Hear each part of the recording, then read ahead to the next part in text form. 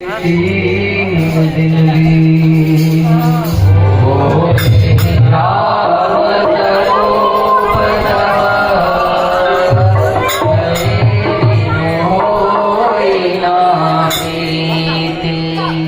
भगवान राम जो थे वो भगवान मर्यादा पुरुषोत्तम थे, भगवान श्री राम। जब वो भगवान होकर किसी भी इंसान को या किसी भी चीज 3 बार का समय दे सकते हैं। 3 दिन का समय मांगा, 3 दिन प्रार्थना की किसने? भगवान श्री राम ने। अरे उनके लिए क्या था? समुद्र में सेतु बांधना क्या था? एक बाण मारते पहली बार में सूख जाता समुद्र। 3 बार उन्होंने प्रार्थना की, किससे? समुद्र से। सोचिए, विनम्रता की पराकाष्ठा है भगवान राम। और हम मानव जाति कोई रास्ते में चल रहा, धक्का लगे कैसे मार देगा, मेरे को आंख दिखाता है, बताइए। और कभी भी किसी भी जगह पर जो संबंध होते हैं ना, संबंधों को जब हम निभाते हैं, हम जब किसी के साथ कई दिन जीते, 5 साल 10 साल 20 साल 1 महीने 2 महीने, कभी भी सिंपल इसमें मैथ्स है, सिंपल मैथ्स। बच्चा जानता है कि अगर 10 में 1 गया तो 9 बचेगा, 10 में 2 गया तो 8 बचेगा, 10 में 3 गया तो 7 बचेगा। सिंपल मैथ्स है। तो जैसे मान लीजिए कोई बच्चा ढोलक बजा रहा बैठ के, कल्याण नाम है, ढोलक बजा रहा है। मेरे साथ लगभग 3 महीने से मेरे साथ मंडली में आता है, ढोलक बजाता है। करीबन हम लोग 30-40 प्रोग्राम कर चुके हैं एक साथ, 30-40 प्रोग्राम किए होंगे एक साथ। तो अगर इससे मेरी लड़ाई किसी बात पर हो जाए तो 30 प्रोग्राम भी किए होंगे, तो 30 में से 1 गया तो कितना बचेगा? 29। जब तक और 29 बार लड़ाई नहीं हुई तब तक मेरा रिश्ता खत्म नहीं होगा। लेकिन घर परिवार में देखिए, इतनी सी बात में भाई अलग हो जाते हैं, सास बहू में झगड़ा हो जाता है, ननद भैया में झगड़ा हो जाता है, 2 बुतिया में झगड़ा हो जाता है। कितनी सी बात में, इतनी सी बात में। क्यों जानते हैं? क्योंकि जीवन में जो शिक्षा लेकर वो बड़े होते हैं, कहीं ना कहीं उसी में खोट है। सही ज्ञान नहीं मिला, सही शिक्षा नहीं मिली। तो भगवान श्री राम से चीज हमें सीखना चाहिए। रामचरितमानस में ही तो हमें बताया कि काम क्रोध मद लोभ सब नाथ नरक के पंख, कि क्रोध काम वासना ये सब नरक के रास्ते हैं। छोटी छोटी बातों में आप देखिए, दुनिया में कितना भी बड़ा कोई झगड़ा क्यों ना हो, उसके आप जड़ में जाइएगा, उसका रीजन इतनी बड़ा होगा। आम का पेड़ का बीज देखिए कितना बड़ा होता है, बुढ़ी कितना बड़ा पेड़ तैयार होता है उसमें। यानी किसी भी झगड़े का, चाहे वर्ल्ड वॉर ही क्यों ना हो। वर्ल्ड वॉर देखिए क्या था, जो पढ़े हैं हिस्ट्री जानते हैं, कुछ नहीं था वर्ल्ड वॉर में। किया कोई और वर्ल्ड वॉर हो गया।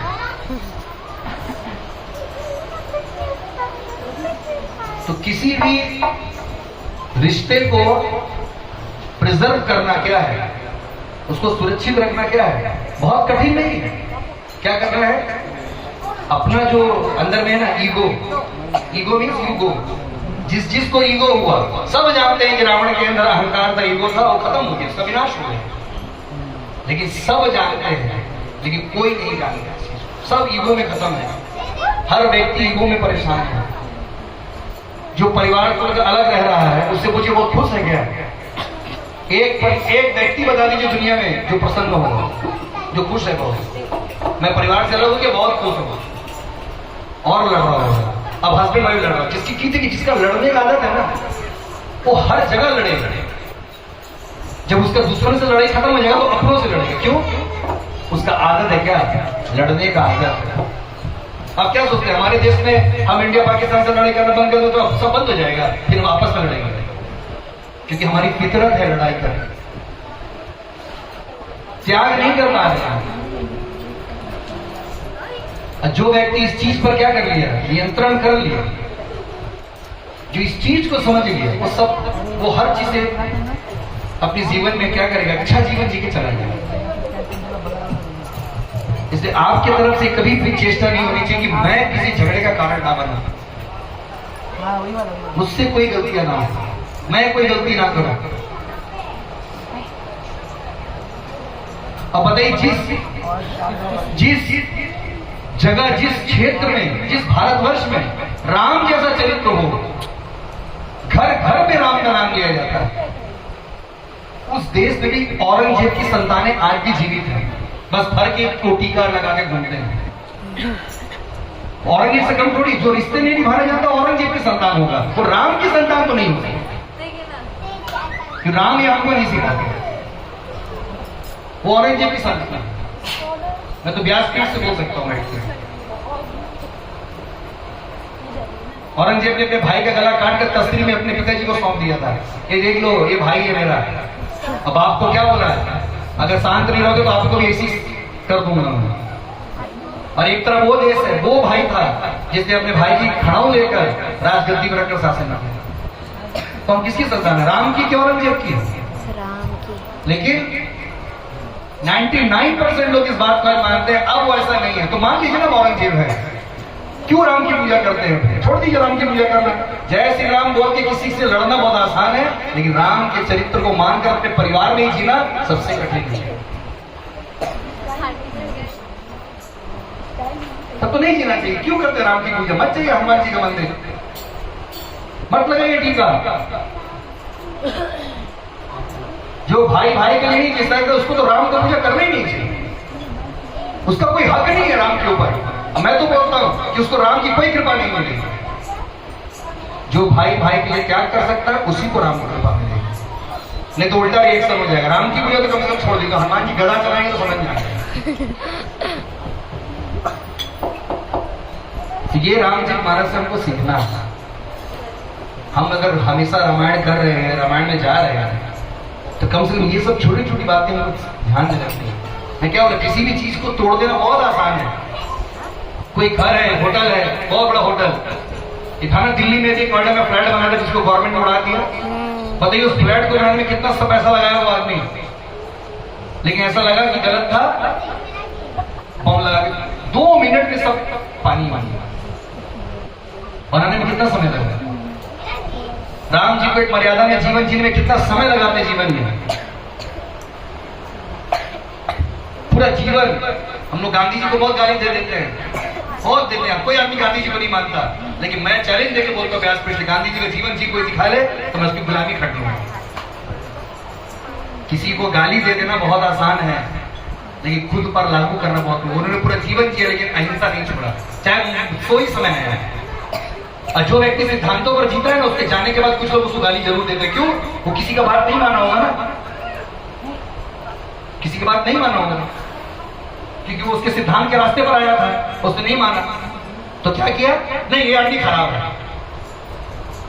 आज हम लोग भी बहुत लोग बोलते हैं, आप लोग काम करिए, पूरा सुंदरकांड पढ़िए मास्टर जी, पूरा सुंदरकांड। हमने पूरा का क्या मतलब होता है? होता नहीं, हम ऊपर नीचे आधा पढ़ते हैं ना, पूरा पढ़िए। मैं बोला आप 5 करोड़ रुपए भी देंगे तो पूरा नहीं पढ़ेगा, चलिए। अब ऐसे लोगों की हम लोग क्या हो जाएंगे? बुरे हो जाएंगे। क्यों?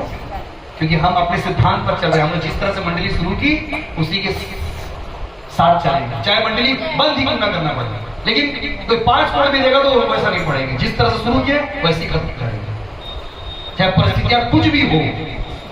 मुझे बड़े से बड़े घर के लोगों ने ऑफर दिया, करोड़पतियों ने ऑफर दिया कि ऐसे करना है, हम आपको 10,000 रुपए देंगे। मैंने कहा 5 करोड़ देंगे तो भी नहीं करेंगे। बताइए आप क्या देंगे होंगे? इसका मतलब आपने जो सिद्धांत बनाया है उस पर जीना बहुत कठिन होता है।